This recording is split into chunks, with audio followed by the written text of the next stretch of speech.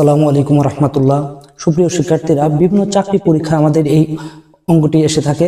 এখানে দেওয়া আছে 4টি ধারাবাহিক জোড় সংখ্যার গড় 27 হলে ক্ষুদ্রতম সংখ্যাটি কত? উত্তর দেওয়া আছে এখানে 4টা।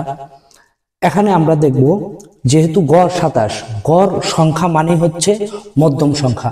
আমরা জেনে নিব এই গড় যদি দেওয়া থাকে তাহলে ধরে নিব এটা মধ্যম সংখ্যা। আমরা মধ্যম সংখ্যাটা আগে লিখে ফেলি। মধ্যম সংখ্যা 27 আমরা লিখে ফেলছি।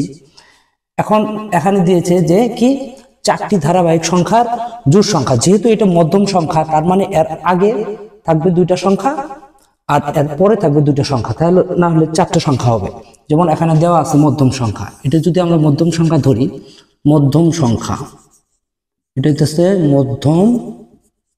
মধ্যম সংখ্যা। মধ্যম সংখ্যার পরে ধারাবাহিকভাবে এখানে কি বলছে? 4টি ধারাবাহিক জোড় সংখ্যা। তার মানে 27-এর পরে জোড় সংখ্যা 2টা কি কি? 27-এর পরে জোড় সংখ্যা হচ্ছে 28 আর 30। আচ্ছা, ধারাবাহিকভাবে যেহেতু 27 গড়, তাহলে তার আগের জোড় সংখ্যা 2টি কি কি?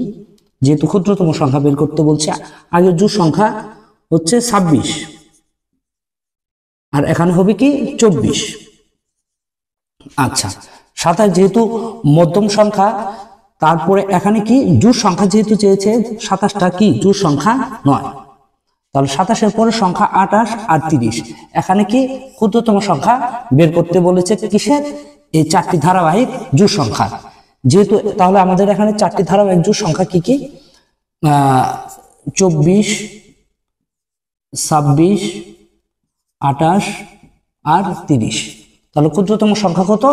24। তাহলে 24 হবে অ্যান্সার।